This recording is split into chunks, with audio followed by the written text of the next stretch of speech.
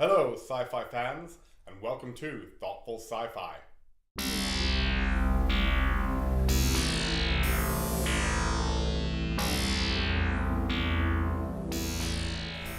So, this week on Thoughtful Sci-Fi, we are going to talk about Star Trek Discovery, episodes 3 and 4. So we looked at 1 and 2, which was a sort of pilot, the prequel pilot, if you will, about Michael Berman and the Shen Chao. And now we're going to talk about the first 2 episodes on the actual Discovery. And what I thought of them. So I would try not to do too much of a plot breakdown. Sometimes I'm quite bad at just rambling into plot breakdown. Basically, she ends up on the Discovery. Instead of going back to prison, Gabriel Lorca, the captain, he's like, no, I can use you. She joins in. And they have this spore drive. It's kind of a new take on transwarp drive, the sort of you can get anywhere instantly thing, but it's through a network of sort of spores, the muscles and tissues of the universe, I think they call them. Kind of a cool idea. I'm cool with that idea. Why it never shows up later in canon and it's before the original series, I'm sure they'll explain, and I'm trying not to get too hung up about that stuff. I'm trying to just enjoy the show. They go to a sister ship of the Discovery, which is doing better than them with the experiment. They find this big tardigrade monster thing. They take it, and Michael Burnham realizes it's not actually aggressive. It sort of eats and communicates and thrives with the spores that they use, and by plugging it into their drive, they can kind of use it as an intergalactic supercomputer map. And a little far-fetched, but I can kind of go along with that. Basically, what this reminds me of a lot is a Voyager 2-parter, where there was a Captain Ransom who was also trapped in the Delta Quadrant, and he was imprisoning these sort of creatures from another dimension to power his ship very unethically, and Janeway had to deal with it. This has a bit of that to it.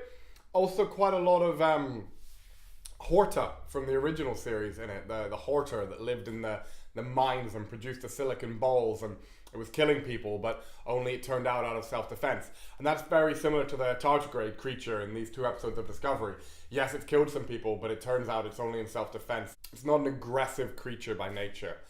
So there's a cool little rescue scene where the Discovery sort of appears and rescues some colonists from Klingon bird of prey. So the plot so far I liked. The thing that's difficult about reviewing single or even 2 episodes of TV nowadays and the kind of longer form story is you don't necessarily know where it's going. So whereas in previous Star Trek series, most episodes were relatively standalone, you could look at it and say, good story, good message, liked it, or not so good.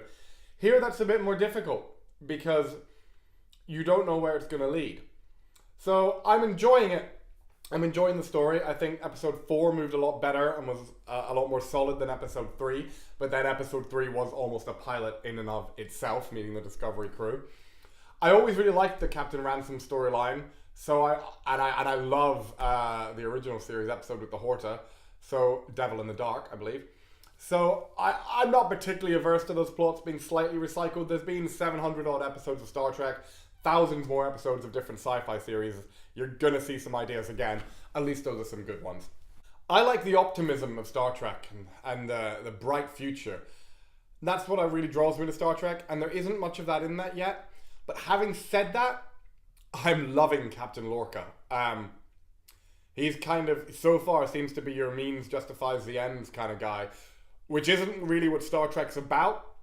So as Star Trek, I have a few issues with Discovery so far, but I'm loving it in terms of television and sci-fi and enjoying it. He's your kind of dark character guy. And you kind of keep a bit of the Star Trek because you've got Lieutenant Stamens, the engineer. He's very much against a lot of what Lorca believes in or says anyway.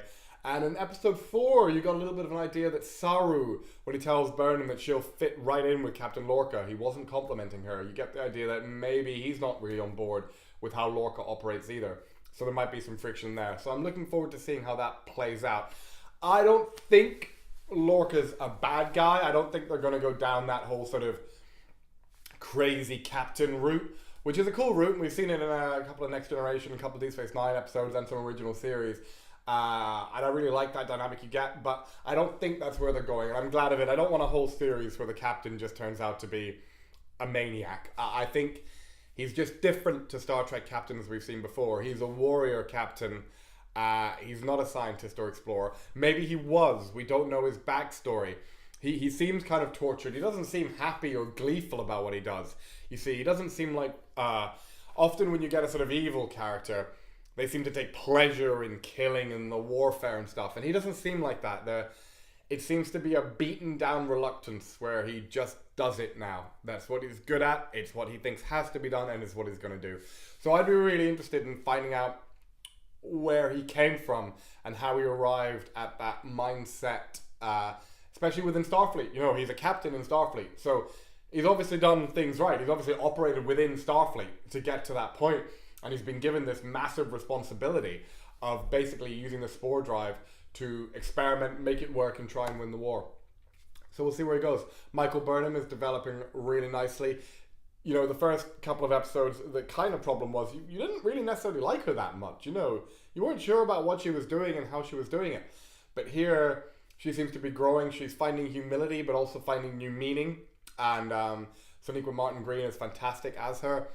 Cadet Tilly, she's not becoming the sort of annoying character that you could have seen her becoming in episode 3. She's growing into her own character too. Nervous, yes. New, yes. Green, but still strong and brave where it matters for Starfleet.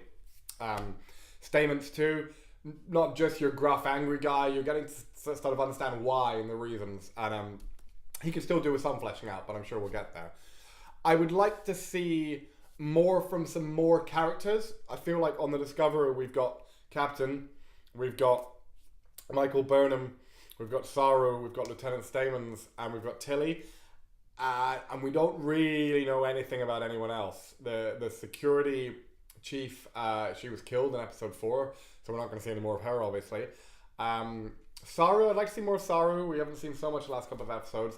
The robot that's on the bridge, and there's another alien I've seen. The Doctor we met in episode 4. I'm looking forward to meeting more of him.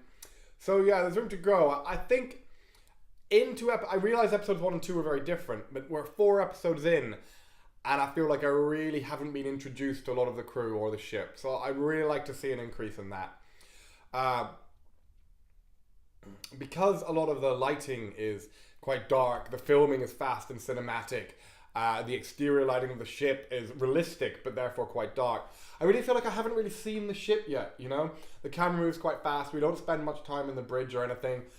You know, you watch some old Next Generation or original series, the camera obviously spends a lot of time lingering, a lot of time still, which you could say is boring, but it does let the geek in you explore it and look at it and look at the scenery. So I'd like it, you know, see it lights up a little. Sorry, Captain Lorca, if that affects you, but I just want to see it. I want to see the ship. I want to see the Discovery. I want to get to know the Discovery. I want to see the outside. When they go into spore drive, the spinning of the hull separated discs. Visually, I liked it. It looked cool. It was different. It looks good on screen. That would take a huge amount of mechanical power. I'd like some in-universe explanation as to why that's necessary for the spore drive. It's the sort of thing some people might think is a bit silly, but I'm willing to go with it. You know, it's a cool screen visual. It is a cool screen visual. It's definitely better than Voyager's nacelles turning up to go into warp. Because if they had to be up to warp, why not just leave them there? And why do they have to go up? Yes, I know there's the old rule about the nacelles seeing each other, but that's been broken a fair few times. The Discovery breaks that rule. I think Voyager should have just kept them flat. You know, why? So, you know, people accepted that years ago. I'm willing to take Discovery's spinning hull sections and see where they go with it. The Klingon story development. Yeah, I kind of was hoping for a bit more by this point from the Klingon development. You got some double crossing, you got possibly a bit of a love story. I'm not entirely convinced by any of the Klingon characters. I don't mind that they're keeping it in Klingon. It's a cool idea. Probably wasn't necessary. I think we would have got more from the clearly very good actors if they just done it in English, because they're acting through heavy prosthetics, far heavier than we've ever seen with Klingons before. And they're speaking quite slowly, and I'm not really getting much from them. They all seem a bit subdued and, you know, Klingons are passionate and warrior race kind of. I like the Next Generation Deep Space Nine Klingons. I know a lot of people found them cartoony, but I am missing them. But, you know, I'll see where they go. So, episodes 2 and 3 of Star Trek Discovery. Looking forward to the next few episodes. I may do a review for 5 and 6 separately. I may bunch them together.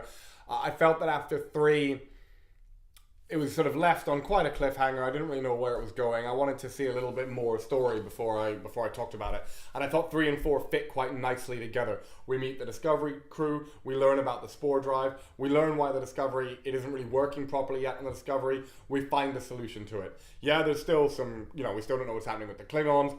We realize that it's probably hurting this creature and that Michael is clearly going to have a problem with that. Let's find out if Lorca is willing to accept the creature's pain as a means to an end to win the war. That could all be interesting. It sort of has a beginning, middle, and end, episodes 3 and 4. Goes on Discovery, they have a spore drive, it doesn't work, they need it to win the war. They meet the sister ship, it does work, they find out why, they implement it and save some people. It's kind of cool. I like that. That's a nice story. Anyway, this has been Thoughtful Sci-Fi. I hope you enjoyed this, and we'll be back again soon. Thank you very much.